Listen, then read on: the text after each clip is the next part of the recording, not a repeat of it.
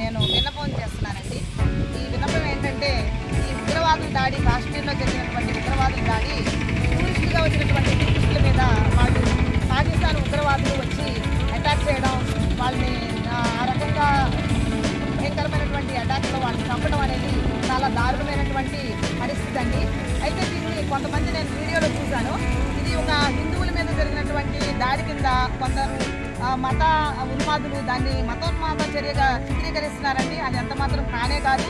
ఇది ఉగ్రవాదుల దాడి మాత్రమే జరిగింది. అక్కడ ఒక ముస్లిం సైనికుడు కూడా చనిపోవడం జరిగింది. కాబట్టి ఇది హిందువుల మీద కానీ ముస్లింల మీద కానీ జరిగింది కానే కాదు. అసలు మతానికి సంబంధించి ఎంత మాత్రం కాదు. ఇది భారతదేశ సమస్య అండి. భారతదేశంలో వచ్చినటువంటి పర్యాటకులకి ఉగ్రవాదులుగా వచ్చినటువంటి వారు వాళ్ళు ఎవరైనా కానివ్వండి, ఉగ్రవాద దాడి జరిగింది కాబట్టి ఇది భారతీయ ప్రజలందరూ ఖండించాలి. ప్రభుత్వం, ముఖ్యంగా కేంద్ర ప్రభుత్వం తప్పనిసరిగా దీని మీద యాక్షన్ తీసుకోవాలి. దీన్ని ఎవ్వరూ కూడా ఒక మతాన్ని రెచ్చగొట్టేటటువంటి పరిస్థితిని కలుగు చేయకూడదని చెప్పి నేను విన్నపం చేసుకుంటున్నాను. అందుకే నేను ఇది మాట్లాడాలనుకున్నాను. ప్రజలందరికీ కూడా నా విన్నపంగా తెలియజేస్తాను. దయచేసి మీకు తెలిసిన వారందరికీ ఈ వీడియో షేర్ చేయగలరు. Thank you for watching.